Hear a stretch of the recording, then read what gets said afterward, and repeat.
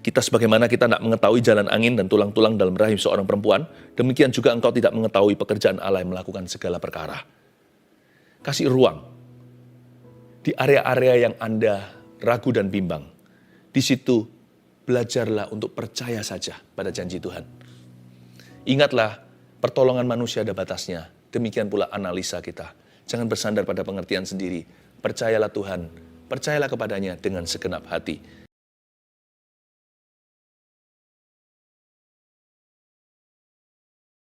Engkaulah jalan kebenaran, Engkaulah hidup kami. I love you with all my heart, Lord Jesus. Bantu keluarga Saat Teduh untuk mencintaimu. Berkati firman Tuhan yang dibagi, sembunyikan hamba-Mu di balik salib-Mu. Dalam nama Yesus. Amin, amin. What a beautiful song. Dan semua lagu-lagu ini dicipta dari hati anak-anak muda loh, ditulis oleh mereka. Luar biasa ya. Ternyata kita bisa mengasihi Tuhan sekalipun masih usianya belia. Apalagi kita yang sudah mulai berusia, kita harus berlomba-lomba. Sebab tahu nggak bahwa masa kini kita itu suatu hari nanti akan menjadi masa lalu. Ya. Masa depan itu akan jadi masa kini. Mau nggak mau, 24 jam sehari, waktu berlalu. Lalu besok akan menjadi hari ini. Makanya hati-hati apa yang kita taburkan. Lebih tepatnya, pikir-pikir dulu, kita nabur apa? Yang masih muda, firman yang sebentar saya bagikan adalah untuk muda-mudi, tapi juga untuk yang orang-orang tua, orang-orang yang berusia, segala usia, firman Allah. Firman Allah ini akan berbicara sebagai pedang bermata dua. Mari kita buka firman ini di Pengkhotbah, kasih judul begini, mengamankan masa depan. Kalau kita mau lihat masa depan penuh pengharapan, ada harga yang dibayar. Harga itu nggak mahal kok. Hati-hati apa yang kau taburkan. Sebab tabur tua itu ada. Pengkhotbah pasal 11 ayat 1-10 menjadi pembacaan kita. Saya bacakan dulu ya 10 ayat, lalu nanti ayat per ayat saya bagikan, saya berikan penerangan. Lemparkanlah rotimu ke air, maka engkau akan mendapatnya kembali lama setelah itu. Berikanlah bahagian kepada 7, bahkan kepada 8 orang. Karena engkau tidak tahu malapetaka apa yang akan terjadi di atas bumi. Bila awan-awan sarat mengandung hujan, maka hujan itu dicurahkannya ke atas bumi. Dan bila pohon tumbang ke selatan atau ke utara, di tempat pohon itu jatuh, di situ ia tinggal terletak. Siapa senantiasa memperhatikan angin tidak akan menabur. Dan siapa senantiasa melihat awan tidak akan menuai. Sebagaimana engkau tidak mengetahui jalan angin dan tulang-tulang dalam rahim seorang perempuan yang mengandung, demikian juga engkau tidak mengetahui pekerjaan Allah yang melakukan segala sesuatu. Taburkanlah benihmu pagi-pagi hari, dan janganlah memberi istirahat pada tanganmu pada petang hari. Karena engkau tidak mengetahui apakah ini atau itu yang akan berhasil atau kedua-duanya sama baik. Terang itu menyenangkan dan melihat matahari itu baik bagi mata. Oleh sebab itu jikalau orang panjang umurnya, biarlah ia bersuka cita di dalamnya. Tetapi hendaklah ia ingat akan hari-hari yang gelap, karena banyak jumlahnya. Segala sesuatu yang datang adalah kesia-siaan. Lalu nasihat bagi pemuda dan pemudi. Bersukarialah, hai pemuda, dalam kemudaanmu. Biarlah hatimu bersuka pada masa mudamu, dan turutilah keinginan hatimu dan pandangan matamu. Tetapi ketahuilah bahwa karena segala hal ini Allah akan membawa engkau ke pengadilan. Buanglah kesedihan dari hatimu, dan jauhkanlah penderitaan dari tubuhmu, karena kemudaan dan fajar hidup adalah kesia-siaan. Beberapa saat teduh yang lalu, saya pernah sampaikan renungan, tidak memberi rangkuman. Lalu saya minta sama Anda, mungkin Anda masih ingat, saya yakin Anda masih ingat. Saya minta agar Anda saling berbagi catatan di komentar. Benar-benar loh, saya kagum dulu, saya mau memberikan pujian kepada keluarga Saat Teduh, sebuah komplimen untuk Anda. Betul-betul Anda semua itu murid-murid Yesus yang sejati, murid-murid Alkitab. Saya melihat catatan Anda saja, saya terharu dan terkagum-kagum. Berarti Anda itu sungguh-sungguh, ya, sangat terperinci, bahkan kayaknya nggak ada satu kalimat pun yang terbuang sia-sia. Nah, kali ini juga sama, saya tidak akan memberikan rangkuman 1, 2, 3, saya mau melatih agar Anda semua, agar semua keluarga Saat Teduh ini cepat nangkap. Nanti kembali lagi ya, seperti dulu, bagi-bagi catatan kepada saudara seiman. Nanti di kolom komentar itu kan semua orang akan bisa saling melihat catatan Anda. Nah, saya ayat per ayat saya bagikan, di sini Roh Kudus akan terangi. Pertama-tama lemparkanlah rotimu ke air, maka engkau akan mendapatkannya kembali lama setelah itu. Ini kiasan tentunya, bukan sungguhan lemparkan roti ke air, nanti nggak bisa dimakan. Ini bicara tentang segala sesuatu yang kita lakukan hari ini itu ada konsekuensi jauh di depan. Jadi banyak hal itu nggak bisa kelihatan hasilnya sekarang. Hari ini tidak bisa menjadi penilaian yang pasti. Tapi kalau apa yang saya dan Anda taburkan itu benar dan baik di mata Tuhan, niscaya percayalah, tak ada satu pun nanti itu tidak akan bertumbuh. Yang penting kita selektif. Kita seleksi dulu, benih apa yang kita taburkan, yang kita benih yang kita taburkan itu kasih atau benci. Yang kita taburkan itu jujur, sekalipun orang jujur nggak tentu beruntung hari ini, atau kita menipu kanan kiri. Apakah yang kita jaga itu reputasi yang bersih atau halalkan segala cara?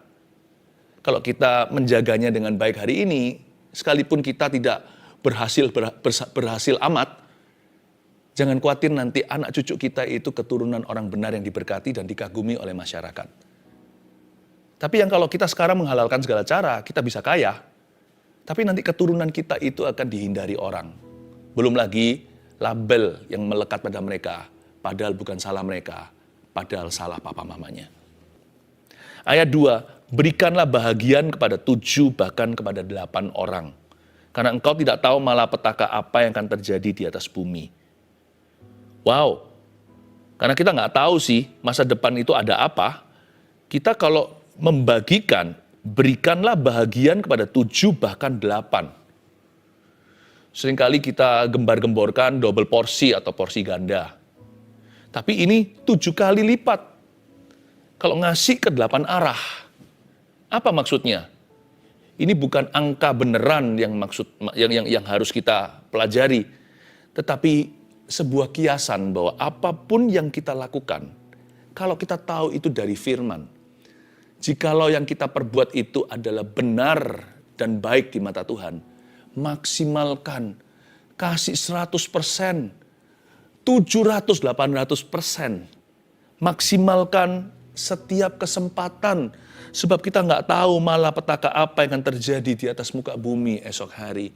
Kita nggak tahu apa yang ada di depan kita. Kalau sekarang kita bisa mengasihi, kasihlah sungguh-sungguh. Jangan korting-korting, jangan didiskon perbuatan baikmu. Kalau Anda hari ini mau melayani, melayanilah dengan segenap hati. Jikalau kita mau betul-betul belajar, jangan setengah-setengah. Belajar itu yang niat sekalian. Kalau mau bekerja itu yang benar.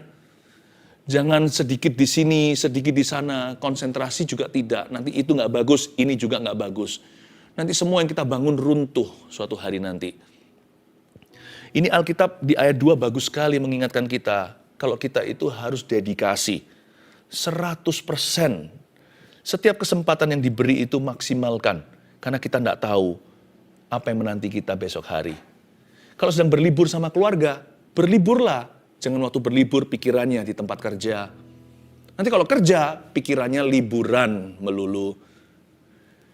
Karena kita tidak pernah tahu apakah kita masih bisa berlibur lagi dengan keluarga kita suatu hari. Manusia sehat itu kan tidak bisa diprediksi. Kita hanya bisa jaga kesehatan. Tapi nggak tentu kesehatan akan menjaga kita.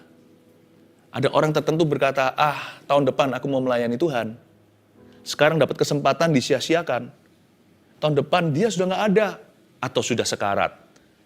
Jam kehidupan kan diputar sekali, nggak tahu alarmnya itu kapan set off. Kita nggak tahu kapan alarm kita berbunyi. Bedanya dengan jam kita di dunia, kita bisa set kan. Tapi menit dan detiknya, jam hidup kita itu di tangan Tuhan. Makanya itu, kalau kita memang mau memberi, berikan bahagian kepada 7, jangan hanya kepada 1-2 orang. Ada orang tertentu yang ngasih 1 pun tidak rela. Jadi kalau ngasih orang itu setengah-setengah. Kalau memang Anda mau memberi sesuatu, memberi talentamu, memberi waktu, memberi perhatian, berikanlah bahagian kepada 7 orang sekalian, bahkan kepada 8. Bicara tentang kesungguhan, totalitas. Ini diingatkan. Kalau kita mau mengamankan masa depan, hari ini harus sungguh-sungguh. Kita harus sungguh-sungguh. Apapun yang kita mau tuai hari esok, hasil yang kita inginkan, hari ini jangan takut berjerih payah. Kasih semuanya yang kau tahu, semua yang Anda miliki, untuk mengejar apa yang benar dan apa yang merupakan janji Tuhan. Ayat 3, bila awan-awan sarat mengandung hujan, maka hujan itu dicurahkannya ke atas bumi. Dan bila pohon tumbang ke selatan atau ke utara, di tempat pohon itu jatuh, di situ ia tinggal terletak. Siapa senantiasa memperhatikan angin tidak akan menabur, dan siapa senantiasa melihat awan tidak akan menuai. Ayat 3, kalau kita baca seolah-olah membingungkan. Bila awan-awan sarat mengandung hujan, maka hujan dicurahkan. Gini loh, kalau kita lihat mendung sebentar lagi hujan, itu kan lumrah. Di tempat pohon itu jatuh, kalau pohon itu tumbang ke selatan atau utara, di situ ia tinggal terletak. Hidup itu kayak begitu, nggak menentu. Kayaknya seolah-olah pohon yang jatuh itu tinggal terletak di sana, tapi pada waktu dia jatuh, nggak ada orang bisa prediksi dia jatuhnya ke selatan atau utara. Bahkan di perkara-perkara yang Anda bisa predik pun, bukan Anda yang pegang kendali. Hal-hal yang sifatnya rutinitas sehari-hari, pekerjaan contohnya, atau keluarga, itu pun ada banyak hal tidak menentu. Belum lagi hal-hal yang memang tidak tentu, seperti awan-awan sarat mengandung hujan. Kita kira hujan akan dicurahkan, mendung-mendung langitnya, kita sedia payung, ternyata nggak hujan, hujannya besok lusa. Makanya panas sekali kan Hawa. Di hidup itu gitu. Ayat 3 itu mengajarkan pada kita bahwa kita tidak pegang kendali atas hidup ini. Kita hanya bisa berencana. Manusia memikirkan jalannya. Tapi langkah-langkah kecilnya Tuhan yang menentukan langkahnya. Lalu maksudnya gimana dong? Kita disuruh apa? Ayat 4 tadi itu melengkapi. Jadi siapa senantiasa memperhatikan angin, dia nggak akan nabur. Dan siapa senantiasa melihat awan, nggak akan menuai. Di sini kita diajari tidak boleh overanalisa sama hidup ini. Kita hanya bisa berencana setanggung jawabnya. Atau sebaik mungkin. Tapi overanalyzing itu percuma. Karena banyak hal tidak bisa kita pastikan. Jadi gimana? Haruskah kita terus menunggu kondisi yang ideal sebelum kita melakukan sesuatu yang baik dan benar? Jangan. Nanti jangan-jangan kita jatuh ke dalam dosa ketidaktaatan. Apa itu dosa ketidaktaatan? Orang yang terus menunggu the perfect condition. Siapa senantiasa memperhatikan angin tidak akan menabur. Tuhan suruh nabur, kita berkata anginnya besar. Angin besar terus, berapa bulan kemudian tiada tuaian. Lalu kita ngomel sama Tuhan, kenapa aku kelaparan? Kenapa janji Tuhan tidak digenapi? Nanti pada waktu musim panen tiba, kita disuruh nuai nih. Tuai. Kita berkata, janganlah masuk angin nanti. Anginnya masih besar. Nanti kalau saya keluar sana nggak pakai mantel, menuai itu kan lama. Nggak boleh asal-asalan. Nanti kalau saya flu gimana? Sehingga tuainya mati di ladang. Nggak ada tuaian. Nanti next season, musim berikutnya, mau nabur apa? Bukankah kalau kita menuai buah, di dalam buah itu ada bijinya. Dan biji itu kita tanam kembali, baru ada kebun buah-buahan. Orang suruh nabur beralasan, lalu nuai apa? Orang suruh nuai, nggak mau keluar, anginnya besar. Nanti kemudian mau nabur apa? Benihnya dari mana? Makanya Tuhan ajari kita lewat ayat 3 dan 4 ini. Bukannya kita berserah atau pasrah, tidak berbuat sesuatu. No, menaburlah di saat memang tepatnya menabur. Kalau waktu sekolah, sekolahlah. Ya, serahkan semua ke tangan Tuhan. Kalau ternyata nggak bisa teruskan karena masalah ekonomi, nanti kalau Anda berdoa kan Tuhan buka jalan. Kalau waktunya kerja. Jangan lihat kondisi atau keadaan. Ayat ini mengajarkan kita to trust God, not our circumstances, atau mempercayai Tuhan, bukan keadaan. Ya, biarkan hidup kita itu tertib pikiran. Kalau waktunya tidur ya tidur. Waktunya doa ya doa. Waktunya doa jangan kita kalut.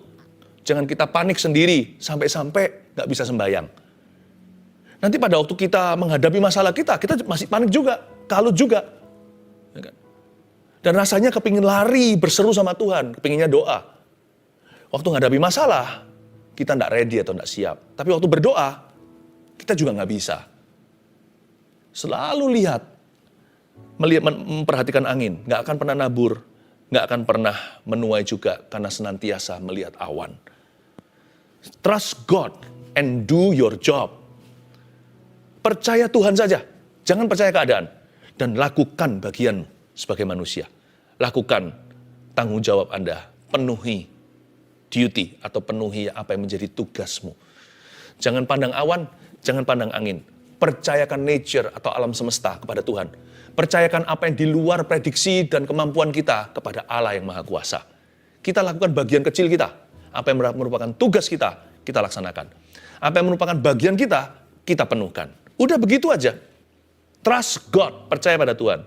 Not your circumstance, bukan keadaan. Amin. Sebagaimana engkau tidak mengetahui jalan angin dan tulang-tulang dalam rahim seorang perempuan yang mengandung, demikian juga engkau tidak mengetahui pekerjaan Allah yang melakukan segala sesuatu. Ayat 5 inilah batas pengetahuan dan analisa manusia, yaitu iman pada janji Allah. Ayat 5 ini, zaman dulu kan belum ada teknologinya, USG namanya. Engkau tidak mengetahui jalan angin dan tulang-tulang dalam rahim seorang perempuan. Sekarang pun kalau sudah ada dimensi 4 segalanya, bisa kita lihat lewat laser dan sebagainya, tetap kan nggak bisa masuk ke kandungan mama, lihat apa yang sesungguhnya terjadi ketika Tuhan sedang merajut seorang manusia, janin di kandungan ibunya. Sehebat-hebat manusia merancangkan dan menganalisa, sehebat-hebat semaju apapun pengetahuan sekarang, tetap masih ada ruang untuk kita beriman pada janji Tuhan. Kita sebagaimana kita tidak mengetahui jalan angin dan tulang-tulang dalam rahim seorang perempuan, demikian juga engkau tidak mengetahui pekerjaan Allah yang melakukan segala perkara. Kasih ruang. Di area-area yang Anda ragu dan bimbang, di situ belajarlah untuk percaya saja pada janji Tuhan. Ingatlah, pertolongan manusia ada batasnya, demikian pula analisa kita. Jangan bersandar pada pengertian sendiri. Percayalah Tuhan, percayalah kepadanya dengan segenap hati. Jikalau tadi ayat yang sebelumnya itu diajarkan untuk kita menabur, jangan tunggu angin dan jangan lihat awan. Lihat ayat 6. Taburkanlah benihmu pagi-pagi hari. Udah tabur saja. Dan janganlah memberi istirahat pada tanganmu pada petang hari. Karena engkau tidak tahu apakah ini atau itu yang akan berhasil atau keduanya sama baik. Di sini Tuhan ajarkan pada kita untuk menabur saja. Katakan menabur saja. Ya. Di sini kita diajari untuk menabur kita menabur dengan keyakinan. Lebih dengan keyakinan daripada dengan kepastian. Paham maksud saya? Kita tunggu pasti dulu dong, baru nabur kan. Contohnya kita mau ampuni orang lain yang bersalah pada kita kan. Kita mau nabur pengampunan itu kita pikir-pikir dulu, orang ini berubah nggak? Nanti aku disakiti lagi nggak? Jangan, tabur saja sekalipun tidak ada kepastian.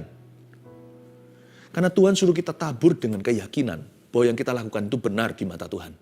Dan ada berkat mengikutinya. Taburkanlah benihmu. Itu sebuah perintah. Tabur saja, hai anakku. Tabur saja, hai hambaku. Kalau engkau tahu bahwa itu benar di hadapanku, dan kalau engkau tahu itu adalah dari firmanku, taburkan dengan iman. Lebih tepatnya kita menabur dengan keyakinan, bukan dengan kepastian. Dengan keyakinan pada Tuhan, bukan kepastian dari manusia atau keadaan. Ini masih lanjutan dari ayat 34 yang kita baca tadi. Hidup nggak menentu. Jangan percaya pada keadaan, percaya pada Tuhan. Kalau kita percaya pada Tuhan, dan kalau kita tahu ini dari Tuhan, apalagi ini dari firman Tuhan, dan ini apa yang baik dan benar di mata Tuhan. Kalau kita tahu itu dari Tuhan, kita sudah yakin sama Tuhan, taburkan. Just trust, God will make it grow. Percaya Tuhan akan membuat itu bertumbuh. Seringkali yang menjadi alasan kenapa kita tidak melangkah dengan iman adalah tiada kepastian secara manusiawi. Apalagi kepastian dari sebelah situ. Apalagi itu kalau melibatkan pihak-pihak yang lain. Ya Tuhan kan aku dirugikan. Nggak bisa. Nggak bisa. Kita terlalu mencampuri urusan orang lain. Sedangkan kita hanya berdiri di hadapan Tuhan. Kalau kita punya keyakinan, taburkan. Jangan tunggu-tunggu, jangan wait and see. Nggak usah tunggu orang lain menabur dulu. Anda taburkan, mendahului orang lain dalam perkara-perkara yang benar. Ayat 7, terang itu menyenangkan dan melihat matahari itu baik bagi mata. Jangan dia lihat langsung tapi mataharinya nanti rusak matanya. Maksudnya ini bicara tentang siang hari atau bicara tentang waktu bekerja, bicara di bawah matahari. Oleh sebab itu jikalau orang panjang umurnya, biarlah ia bersuka cita di dalamnya. Tetapi hendaklah ia ingat akan hari-hari yang gelap. Karena banyak jumlahnya, segala sesuatu yang datang adalah kesia-siaan. Ayat 7 dan 8 intinya bicara bahwa di dalam hidup ini, simple lah, sederhana. We do not know the future. Kita tidak tahu masa depan kita. Sekalipun terang itu menyenangkan, melihat matahari itu baik bagi mata, sekalipun semua terencana dan kita berada di siang hari bolong, segala sesuatu tidak tersembunyi pun masih banyak kejutan, yaitu hari-hari yang gelap, yaitu saat-saat yang malang, masa-masa susah yang jumlahnya banyak, kata Alkitab. Bukan berarti kita diajari untuk pesimis atau negatif. Berapa banyak orang tidak bisa happy sungguhan. Kenapa? Dia selalu curiga, jangan-jangan nanti dipentung oleh sorga. Ya, dia selalu menaruh kecurigaan, bisa jadi besok lusa akan ada malapetaka. Enggak lah. Tahu enggak, kemungkinan besar ketakutan kita enggak terjadi, malah yang enggak kita takutkan itu loh yang kejadian. Jadi gimana dong? Lebih baik saya beriman pada Tuhan, sisanya saya berserah. Saya percaya bahwa Allah punya maksud yang indah dalam hidup saya. Bukankah Dia pernah berkata, aku tidak punya rancangan celaka, tapi aku memiliki rencana damai sejahtera, memberimu hari esok penuh pengharapan. Udah, dengan itu saya tenang. Iman saya itu optimis dulu. Loh, tapi Pastor Philip, kalau nanti tiba-tiba ada sesuatu musibah yang Anda dan yang kita tidak siap untuk alami, lalu diizinkan Tuhan gimana? Ya sudah, pada hari itu saya akan dipersiapkan Tuhan, sebab kasih-Nya cukup bagiku. Kalau memang ada suatu hari malang, atau yang di Alkitab katakan di ayat 8, hari-hari gelap, jikalau itu mengetuk pintu kita, sebelum saya buka pintu, pasti Roh Kudus urapi saya untuk itu. Ya, sebelum saya membuka pintu itu, tamu tak terduga, yaitu masalah tiba. Saya yakin, tangan saya memegang ke gagang pintunya. Saya diurapi oleh Tuhan untuk menghadapinya. Ngapain saya siapkan jauh-jauh hari? Saya hanya mempersiapkan hidup saya aja untuk berkenan. Jaga hati dengan segala waspada. Hidup dalam tanggung jawab saya. Menabur saat menabur, menuai saat menuai, bekerja saat bekerja, tidur saat tidur, berlibur saat berlibur. Udah itu aja. Dan setiap kesempatan yang diberikan kepada saya untuk berbuat apa yang baik dan benar, saya maksimalkan. Saya kasih kebahagiaan 7 hingga 8 orang.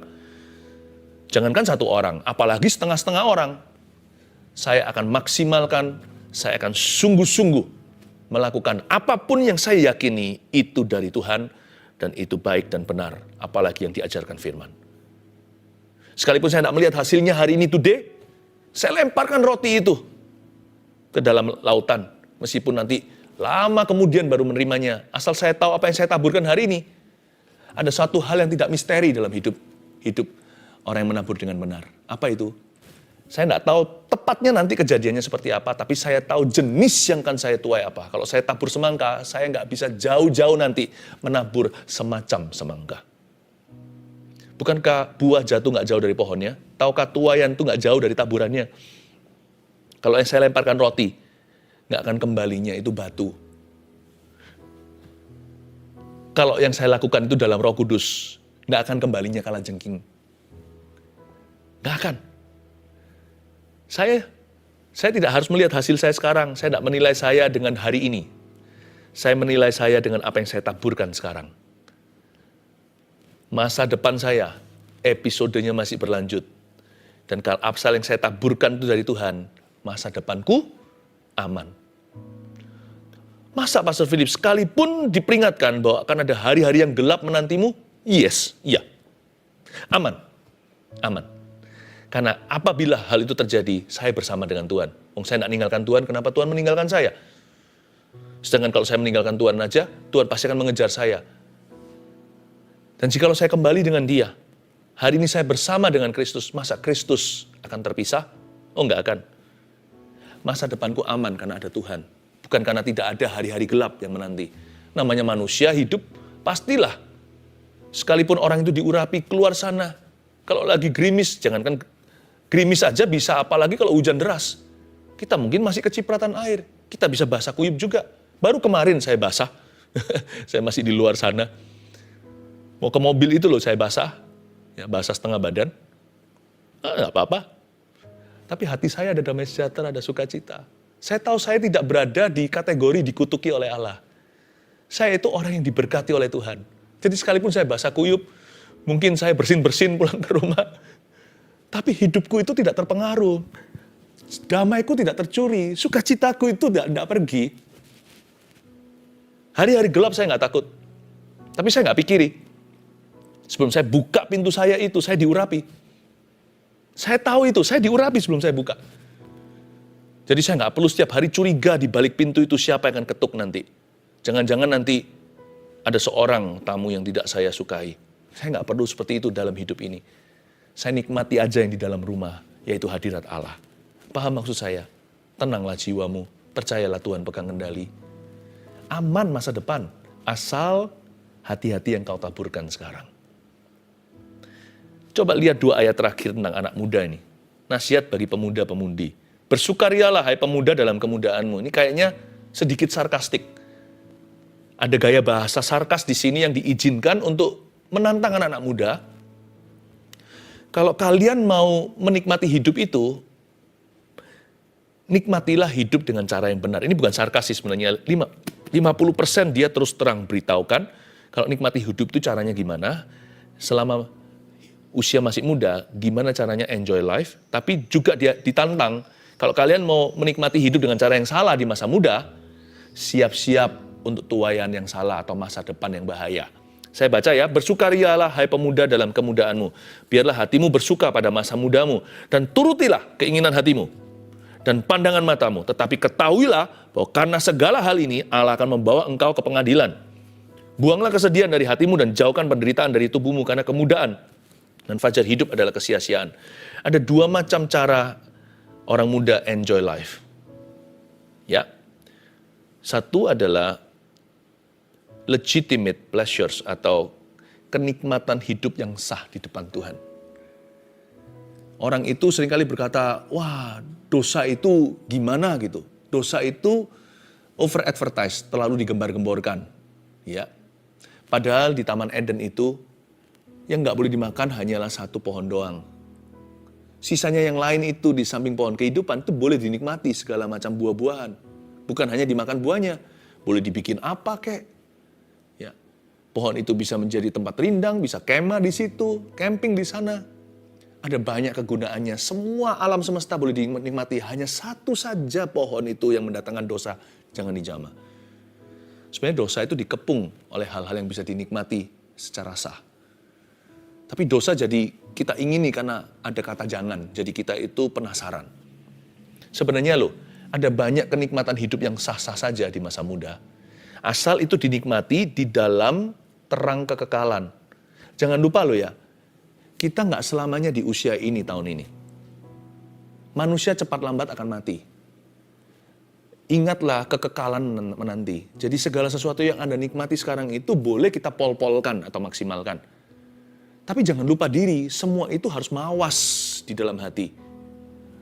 Belajar untuk mawas diri waktu kita menikmati bahwa ini sementara. Carilah nilai kekal di dalamnya. Karena kita nggak selama-lamanya muda atau nggak selama-lamanya lebih muda. Suatu saat nanti kita semua akan meninggal dunia atau Tuhan akan datang. Ada kekekalan, carilah perkara kekal di dalam kenikmatanmu yang sah. Tetapi jikalau kita itu mengejar kenikmatan yang tidak sah, illegitimate pleasures, dan hati-hati, ini peringatannya bahwa karena segala hal inilah Allah akan membawa engkau ke pengadilan. Kemudaan dan fajar hidup adalah kesia-siaan. Di sini jelas-jelas diperingatkan bahwa Tuhan akan menyeret orang-orang muda itu ke pengadilan. Mungkin nggak di masa mudanya, mungkin di masa depannya yang tidak aman. Apakah masa depan tidak aman bagi orang-orang muda yang mengejar kenikmatan-kenikmatan yang tidak sah atau yang dosa? Old age will be a nightmare to you. Masa tuamu akan menjadi mimpi burukmu. Belum lagi life's tragedies atau tragedi-tragedi kehidupan. Kita nggak pernah menentukan, dugem melulu, ya kan? Dunia gemerlap, ya. Zaman dulu sekali, di zaman papa mama kita namanya diskotik misalnya. Ya, sekarang itu zamannya clubbing. Apa salahnya sih kan cuman ngobrol-ngobrol segitu? Tapi kan, ya bukan masalah salah dan benar, Alkitab nggak menuliskannya. Tetapi kalau hatinya benar, biasanya kita juga ngerti di area-area pencobaan apa kita pasti akan hindari. Nah kalau kita teruskan, lama-lama kita terhanyutkan di dalamnya, jangan sampai itu menjadi kecanduan sebuah lifestyle yang jauh dari Tuhan. Nanti terpukulnya di tragedi kehidupan. Tiba-tiba di tengah kehidupannya sesuatu terjadi pada keluarganya. Nah, pada saat itu, kita akan tahu bahwa tragedi itu merupakan hukuman. Sedangkan bagi orang-orang yang selama ini hidup dalam Tuhan, tragedi bisa datang, tapi setiap kali datang, Tuhan bekerja sama untuk mendatangkan kebaikan. Tapi tragedi dalam kehidupan orang fasik, mereka tahu dengan jelas dalam hatinya, mereka tidak bisa sangkali, itu pukulan dalam hidup mereka. Ya, itu pukulan dari Tuhan. Atau old age, masa tuanya, menjadi sesuatu yang mereka tidak siap hadapi. Ketika mulai semakin tua, kita mulai melihat satu persatu tuaian tagihannya datang gitulah. Setan mulai menagihmu satu persatu. Ketika dosamu mulai matang, maut akan mengetuk pintu. Saya jelaskan ini supaya kita mengerti bahwa Tuhan berkata, hai anak muda, you have a choice. Dan sekarang kita masih mumpung lebih muda daripada besok. Ya, yang sudah 50 kan belum 60, yang 60 kan belum 70, yang 40 belum 50. Mumpung masih lebih muda, tentukan apa yang Anda taburkan hari ini. Karena hari esokmu, suatu hari akan kau sebut sebagai hari ini. Hari ini akan menjadi masa lalumu. Apa yang Anda taburkan. Yang pasti, saya taburkan satu hal ini. Takut akan Tuhan. Saya tahu dengan takut akan Tuhan, masa depan saya aman. Mari kita sama-sama bawa hati kita. Tuhan mau hati kita. Ingat ini, Jesus wants your heart. Dari apa yang saya sampaikan sekarang, God wants your heart 100%. Tuhan mau hatimu. Mari kita datang membawa hati kita kepada Tuhan. Haleluya. Terimalah berkat dari Allah Bapa, Allah Putra dan Allah Roh Kudus. The Ancient of Days, Alpha dan Omega yang tidak pernah menjadi tua. Tuhan memperbaharui masa mudamu seperti Raja Wali. Masa depanmu aman dalam janji Tuhan. Dalam nama Yesus, Shalom turun atas setiap kita. Haleluya. Amin.